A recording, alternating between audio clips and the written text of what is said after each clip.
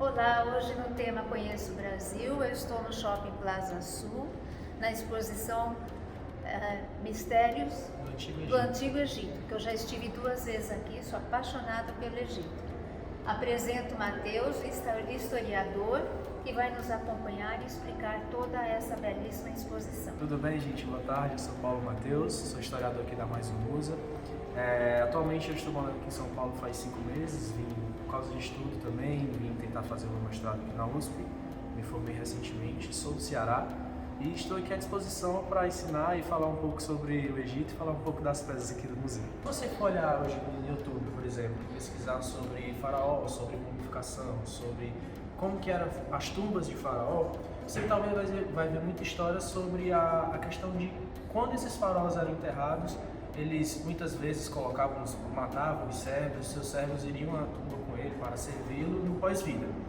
Acontece que assim, quando a gente olha para a história do Egito, são milhares de anos, é um período muito extenso. Então você pegar uma situação talvez que aconteceu com um faraó, 2 faraós, em algum período do Egito, e você dizer que isso fazia parte da história do Egito, é muito complexo isso. O que a gente sabe hoje com a questão das documentações das peças é que na grande maioria das vezes, esses faraós eram enterrados com estatuetas, que são essas estatuetas aqui. Elas representavam os servos. Se você observar, cada uma dessas estatuetas tem um rosto diferente. E elas representavam justamente os servos que serviriam no pós-vida. Então, assim, essa história, por exemplo, de dizer que os faraós do Grande Egito, do Antigo Egito, eles eram enterrados com os seus servos morriam com essa finalidade, isso a gente desmistifica um pouco isso, porque isso não fazia parte realmente da história do Antigo Egito. Se fosse para acontecer, talvez teria acontecido 1 ou 2 vezes, não estou nem negando, mas estou dizendo que não fazia parte realmente da história do Egito, esse pensamento e essa história.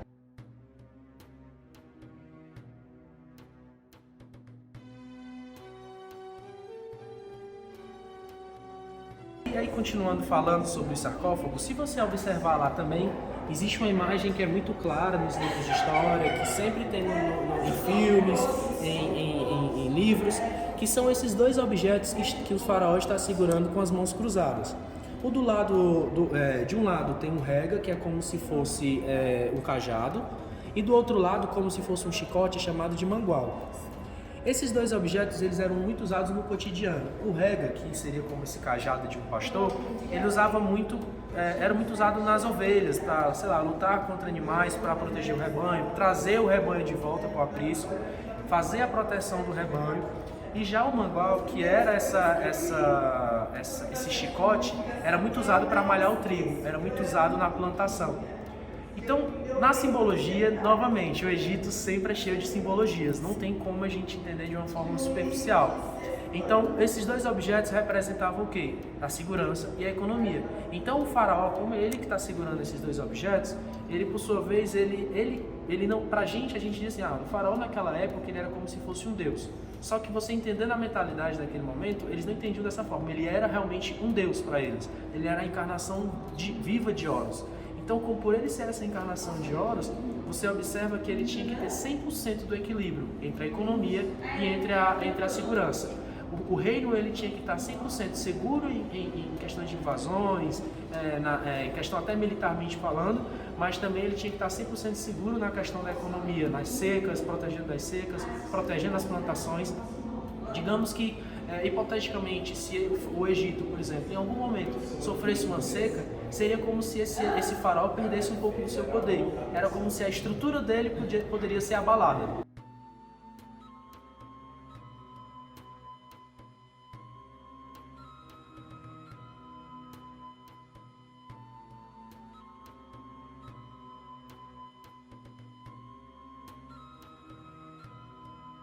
Quando você entender o processo de mumificação, também é entender um pouco da constituição social do Egito.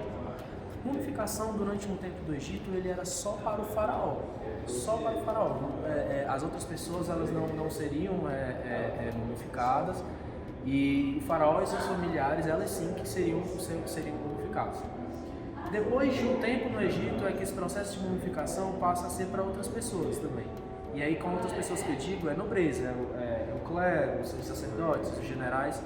povão, digamos assim, a plebe, elas não poderiam ser mumificadas. Isso também não quer dizer que em algum momento elas não fizessem esse processo de mumificação, mas a regra era que fosse só o faraó e a nobreza.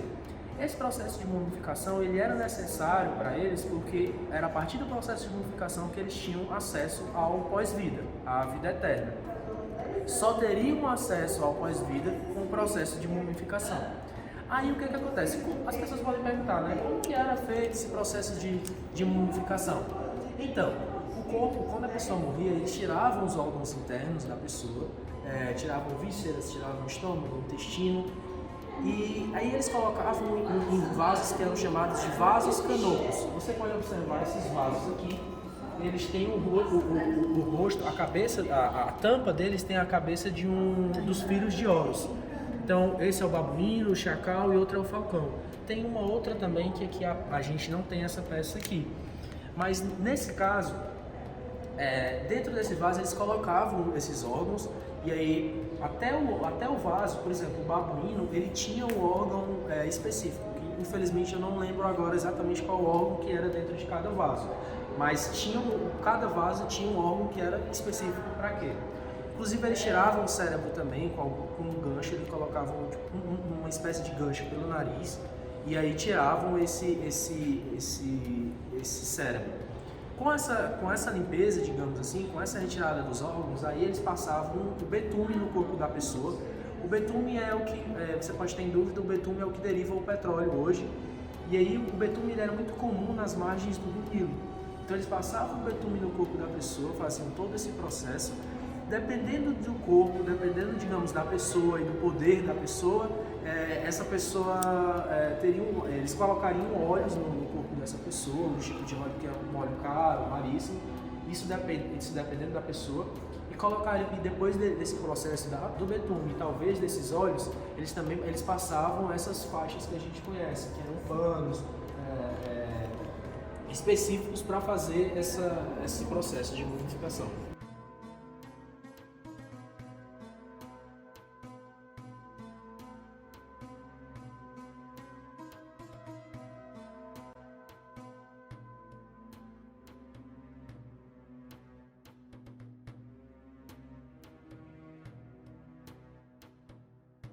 Estamos na segunda parte da exposição do Egito, com Leda e Vitória, historiadores, que vão nos ensinar aqui a exposição, mostrar um pouquinho da história do Egito. Então, podemos começar aqui pelo busto da Cleópatra, né? A Cleópatra é uma figura muito conhecida, né? Foi a última faraó do Egito, ela que vem da dinastia ptolomaica, que se iniciou com o domínio grego sobre o Egito, já por cerca do ano 300 a.C. A Cleópatra governou até a sua morte, né, a partir do domínio romano sobre o Egito, quando se encerra o período conhecido como Egito Faraônico, que durou quase 4.000 anos. Cleópatra foi uma mulher muito interessante, cercada de muitos mistérios, muito inteligente. Exato, extremamente inteligente. Também desenvolveu estudos sobre várias áreas. Ela se preocupava em estudar química, em estudar relações de fato. Ela expandiu as relações comerciais do Egito, né, com outras regiões, e foi realmente uma governante muito relevante. Ela é também uma exceção por ser uma das pouquíssimas faraós mulheres, né, do Egito Antigo, e de fato assim, ela alcançou esse poder dando um golpe, porque a princípio ela começou a governar ao lado de seu irmão, né, a partir de quando o pai deles morre, e aí posteriormente ela retira o nome do irmão de boa parte dos documentos oficiais e aí ela passa a governar sozinha. Então ela realmente é uma mulher assim, poderosa, inteligente e capaz de estabelecer muitas relações, né? Essa daqui é uma peça, eu acho que principal, né? Quando a gente fala do Egito, muitas pessoas lembram da máscara mortuária de Tutankhamon, que foi descoberta pelo historiador arqueólogo, né, também, o Howard Carter. No túmulo dele é conhecido para nós porque ele foi um túmulo intacto, né? São mais de 5.000 peças e que agora eles estão até disponíveis no novo museu do Egito lá no Cairo, né? No novo. Então, o Tutancâmon ele governou dos 9 até os 18 anos, né? A morte dele se diz que às vezes foi ou por malária, ou por alguma doença, ou até mesmo porque ele caiu do cavalo, ninguém sabe ao certo, ou porque ele foi morto também, né? Foi ninguém sabe o porquê. Em umas últimas pesquisas que eu analisei, falaram que ele pode ter sido até morto em guerra, porque o corpo dele foi embalsamado 2 vezes, o que não é muito comum, né? O coração dele não estava dentro do corpo, né? Na múmia dele. Então, assim, são várias especulações. Então, é uma peça, assim, que todo mundo conhece e a história dele é muito complexa, porque são só especulações, a gente não sabe direito o que aconteceu com ele, né? Então, é uma peça muito importante. Ele governou também, igual eu falei, até os 18 anos, mas ele também fez muitas relações. Era o que é curioso que ele foi enterrado junto com uma adaga, que é feita de meteorito, né? Que era ferro, que não era muito comum os egípcios utilizarem. Então, essa adaga ela foi estudada, falavam que era uma pedra que veio dos céus. Então, é um meteorito. Então, eles fundiram ele. E ele foi enterrado. É uma curiosidade histórica que quase ninguém sabe, ninguém conhece. Então, os artefatos que também foram encontrados na tumba dele, tem muito artefato de guerra, muito artefato carruagens. Então, falam assim que ele pode ter sido também um governador guerreiro, né? De ter ido para guerras, né? E ter desbravado aí, conquistando outros povos. Aqui nós temos um busto, né, do faraó Akhenaton, um dos mais conhecidos, pai de Tutancâmon, e ele é também um dos faraós mais polêmicos, assim, porque ele tentou, aliás, conseguiu instituir uma mudança religiosa, né? Ele foi o único faraó ao longo da história do Egito Antigo que mudou do politeísmo para o monoteísmo. Ele era um grande devoto do deus Aton, que era o deus Sol, né? E aí ele instituiu essa mudança, uma sociedade de tradição milenar, né, politeísta, com muitos e muitos deuses, o que mostra que ele era, assim, um faraó muito influente, né, conseguiu instituir essa mudança e mantê-la, porque ele também fez muitas obras no Egito, estabeleceu relações, também foi um faraó guerreiro. E uma curiosidade com relação a isso é que essa mudança religiosa, como os egípcios eles tinham uma relação muito íntima entre religiosidade e arte, representação artística, existe toda uma mudança assim realmente na arte egípcia no período dele, que ficou posteriormente conhecido como período amarniano, porque ele mudou a capital para a região que hoje é chamada de Amarna, né, lá no Egito. E aí essa arte do período do Akhenaton é uma arte mais sutil, assim, mais delicada, uma arte diferente com relação às artes anteriores. Ele conseguiu segurar essa mudança até o filho dele assumir, o faraó Tutancâmon. Posteriormente, né, muitos anos de tradição politeísta, a pressão de outros sacerdotes que cultuavam outros deuses, já no governo do faraó Tutancâmon, faz a retomada ao politeísmo. Aqui a gente tem o busto de Nefertiti, né? Ela se encontra hoje em Berlim e ela era conhecida da mais bela, né? O que é interessante é que o busto dela é todo delicado, né? Todo muito delicado. Uma das curiosidades é que um olho dela, né?